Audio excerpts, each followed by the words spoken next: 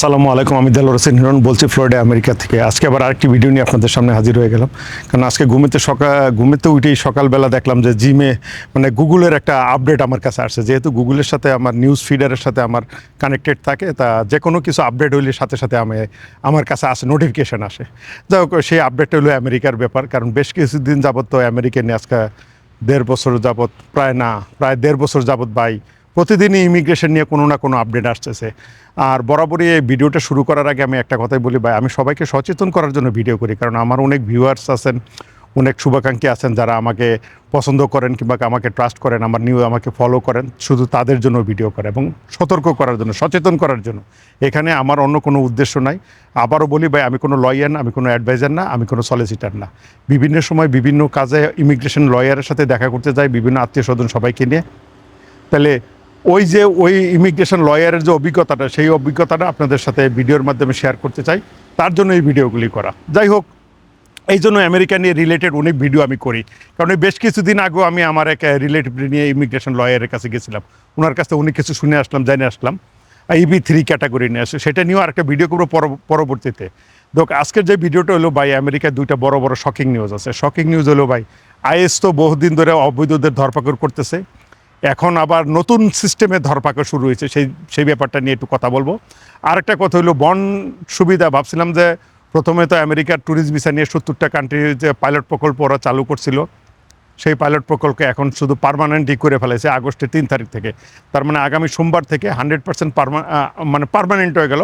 পরবর্তীতে যদি কোনো গভর্নমেন্ট এসে যদি আইনটা চেঞ্জ না করে, বন্ড সিস্টেম বাংলাদেশ সহ 50টা দেশের জন্য পার্মানেন্ট হয়ে গেল। বাকি 20টা দেশ কী হচ্ছে সেই ব্যাপারটা এখনও আপডেট আমার কাছে নাই, যদি হয় আমি পরবর্তী জানাবো। যাই হোক, যেই ব্যাপারটা নিয়ে কথা বলতে চাচ্ছি, যে প্রথমেই যে অবৈধদের ধরপাকড় ভাই, আগে তো অবৈধদের ধরপাকড় শুরু করতো, বিভিন্ন জায়গায় গিয়ে রেড দিত বিভিন্ন জায়গায়। এখন ভাই এয়ারপোর্ট থেকেও ধরপাকড় শুরু করছে।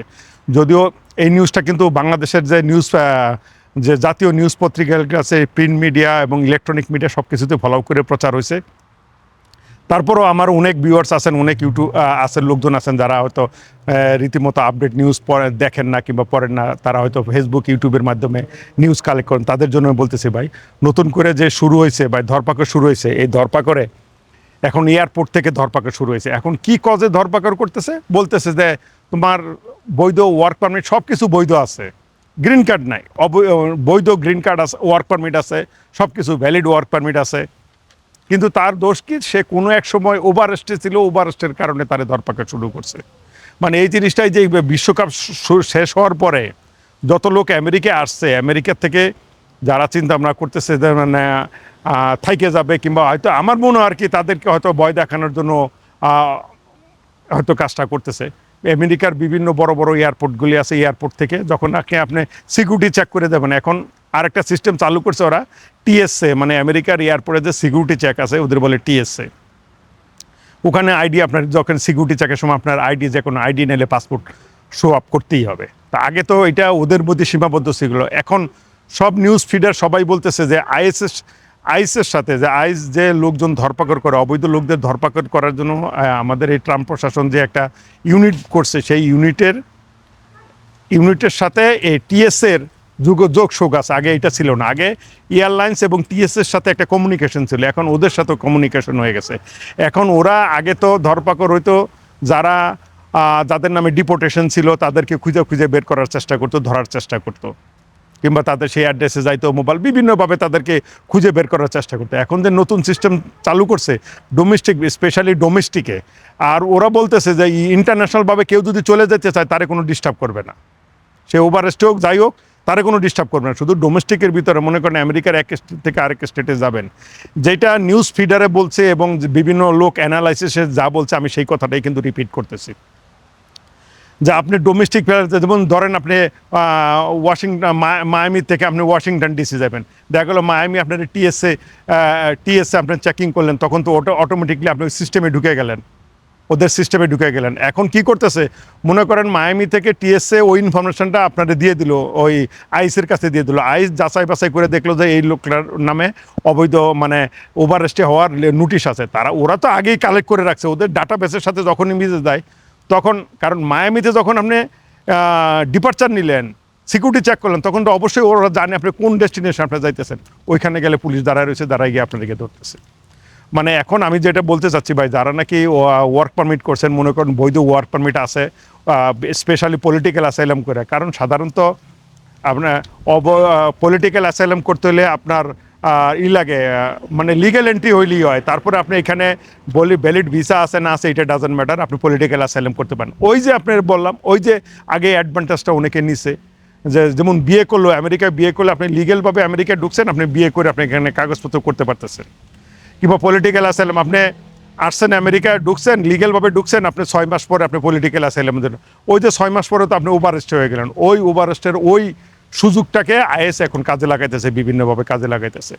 তার মানে এখন আমার ভিডিওটা করার উদ্দেশ্য, যাদের আত্মীয় স্বজন কিংবা যাদের অনেক বন্ধু বান্ধব ভাই বেড়াদার আছেন, যারা ওয়ার্ক পারমিট আছেন, ভ্যালিড ওয়ার্ক পারমিট আছে, বিভিন্নভাবে ঢুকছেন, আমেরিকার সীমান্ত দিয়ে বর্ডার দিয়ে ঢুকছেন, কিংবা মেক্সিকো দিয়ে ঢুকছেন, কিংবা লিগেল ওয়ে কানাডাতে ঢুকছেন, কিংবা লিগেল ওয়ে আমেরিকাতে ভিসা নিয়ে ঢুকছেন, তারা যারা মনে করেন, আপনি তো জানেন যে আপনি কোনো এক সময় অবৈধ হয়ে গেছিলেন, তাহলে তাদেরকে আমি বলবো যে ভাই, ভিডিও দেখার পরে তাদের জন্য সতর্কীকরণ ভিডিও, বা আপনারা এই মুহূর্তে ফ্লাইট না করাই বেটার, সবচেয়ে বেটার।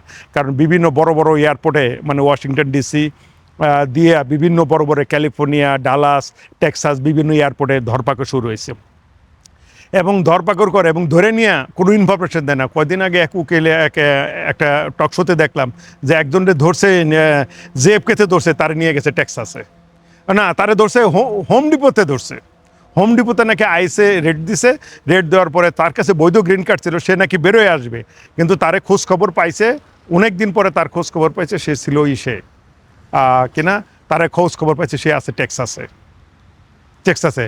এই জন্য নিউ ইয়র্কে সেই অ্যাটর্নিও বলছে, যারা নাকি গ্রিন কার্ড হোল্ডার কিংবা সিটিজেনও যারা, আমরা অভিবাসী যারা, সবাইকে বলবো কোনো না কোনো আইডি, যেমন আমার আইডি ড্রাইভিং লাইসেন্সের সাথে আমার সিটিজেনশিপের রিলেটেড আছে। ফ্লোরিডাতে স্টেটে, নিউ ইয়র্কেরটা আমি জানি না ভাই, ফ্লোরিডা স্টেটে আপনি ড্রাইভিং লাইসেন্স থাকা মানে আপনার মানে নাগরিকত্ব প্রমাণ হয়ে যেতেছে। আপনার স্ট্যাটাস কি, আপনি কি গ্রিন কার্ড আছেন, না আপনি ওয়ার্ক পারমিট আছেন, আপনি সিটিজেন আছেন, ওরা ওইভাবে আপডেট করে দেয়। তার মানে আমাদের সামনে যখনই বাইরে বা বিলিভ মি ভাই, কি একটা বিভীষিকার ভিতরে যে আমরা অবস্থান করছি নিজেও জানি না, মানে আতঙ্কে কোনো জায়গায় বাইরেও যাইতে পারে না, বাইরে গেলে ভয় লাগে কখন কি হয়ে যায়, কখন কি ধরে, সেই অবস্থা। যাই হোক, এইটা হলো একটা শকিং নিউজ। আর দ্বিতীয় নিউজ হইলো, বাংলাদেশের জন্য যে বন্ড সিস্টেম চালু করছিল, প্রথমে তো পাইলট প্রকল্প চালু করছিল, আমরা তো ভাবছিলাম এটা হয়তো উইথড্র করে নিব, কিন্তু ওরা অ্যানালাইসিস করে দেখছে, ইউএস স্টেট ডিপার্টমেন্ট অ্যানালাইসিস করে দেখছে, বাংলাদেশি, নেপাল এবং পাকিস্তানের ভিতরে ভুটান, এদের ভিতরে আমাদের ওই এলাকার আর কি সবচেয়ে ওভারেস্টে থাকার প্রবণতা বেশি, যার কারণে এদের এখন ফিক্স করে দিছে $10,000 থেকে $20,000। আগে ছিল $5,000 থেকে $15,000,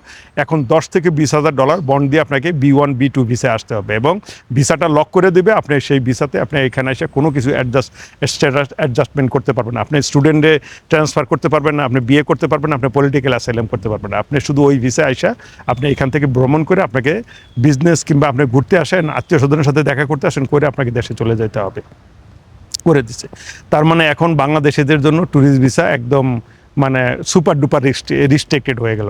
আর আমার ভিডিও যারা দেখেন, মেক্সিকো নিয়েও কিছু ইনফরমেশন আছেন ভাই, অনেকে আমারে ফোন দেন, তাদের জন্য আবার আরেকটা ভিডিও করবো। অনেস্টলি ভাই, ভিডিও করতে এখন ভয় লাগে, কারণ আমারও মনিটরিং করে কিনা হুন না যায়, কারণ পরে দেখা যাবে নিজের অপরের উপকার করতে গিয়ে নিজের বিপদ ডেকে আনলাম। ভাই আবারও বলে, আমি শুধু ভিডিওগুলি করি সচেতন করার জন্য, কারে উৎসাহিত করার জন্য, আমার কোনো ইচ্ছা নাই ভাই। হ্যাঁ অবশ্যই আসেন ভাই, লিগেল ওয়েতে আসেন ভাই, পরিস্থিতি মেনে নিতে হবে, বাস্তবতা আপনাকে মানতে হবে ভাই। বাস্তবে পৃথিবী অনেক কঠিন হয়ে গেছে, আগে যেরকম ছিল এখন অনেকে প্রশ্ন করেন ভাই, আগে তো আপনারা গেছেন ভাই, আগে আমাদের সময় আর এখনকার সময়ের ভিতরে ওয়াকাশ পাতাল ডিফারেন্স। বাস্তবটা মেনে নিতে হবে, লিগেল ওয়েতে আসতে হবে, কারণ লিগেল ওয়েতে আপনারা আসেন, আমেরিকায় আসেন, যেভাবেই আসেন আসেন, আমিও চাই ভাই আসি, কারণ আমার ভাই এখন আমি শেষ মুহূর্তে আসি, যে কোনো সময় মানে বিদায় নিতে হবে দুনিয়া থেকে, তা আমাদের পরবর্তী প্রজন্ম আবার আসবেন ভাই, লিগেল ওয়েতে আসেন। আরেকটা কথা বলে, ভয়ের কোনো কারণ না ভাই, হবে ভাই, এই দিন না, রাতের পরে দিন আসে, দিনের পরে রাত আসে ভাই, এইটাই নিয়ম ভাই, এটাই বাস্তব। যাই হোক, আজ অনেক কথা বললাম, আর কথার পরিপ্রেক্ষিতে যদি আমার কোনো ভুল ত্রুটি থাকে অবশ্যই ক্ষমা সুন্দর দৃষ্টিতে দেখবেন।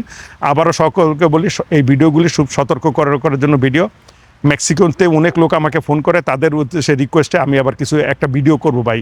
মেক্সিকোতে অনেকে লোক বসে আছেন, তারা আমার বিভিন্নভাবে জিজ্ঞাসা করেন, সবার উদ্দেশ্য করে আজকে আগামীকালকে আরেকটা ভিডিও করব। আশা করি সেই ভিডিওটি দেখার আমন্ত্রণ রইল। আর একটা কথা বলে রাখি, আবারও ভাই সাবধানে থাকবেন, যারা নাকি পলিটিক্যাল অ্যাসাইলাম কিংবা অন্য কোনো উপায়ে ওয়ার্ক পারমিটে আসেন কিংবা বর্ডার দিয়ে ক্রস করে ওয়ার্ক পারমিট পাইছেন, মনে করেন 5 বছরের ভ্যালিড ওয়ার্ক পারমিট আছে, হ্যাঁ আপনারা যে কোনো জায়গায় ঘুরাফিরো না ভাই, এই মুহূর্তে এটা পরিহার করা উচিত। তারপরে ভাই আপনার ইচ্ছা, আপনার ডিসিশন আপনি নেবেন, আমার তো কিছু করার নেই ভাই। আমি শুধু সচেতন করার জন্য ভিডিওটি করলাম। আর ভিডিওটি যদি ভালো লেগে থাকে তবে লাইক, শেয়ার এবং কমেন্টস করে সাবস্ক্রাইব করে পাশে থাকার জন্য অনুরোধ রইল। আর আগামীতে আরেকটা বিশাল বড় পরিকল্পনা আছে, সেটা নিয়ে একটা ভিডিও করব। যদি আপনারা সাপোর্ট করেন তাহলে অবশ্যই সেই জিনিসটা আমি করার চেষ্টা করব, সেই ভিডিওটা, সেটা একটা টুইস্টই থেকে যাক ভাই, পরবর্তীতে জানাবো। তা আজ এই পর্যন্ত, সবাই ভালো থাকবেন, সবার সুস্থতা এবং দীর্ঘায়ু কামনা করে আজ থেকে বিদায় নিচ্ছি।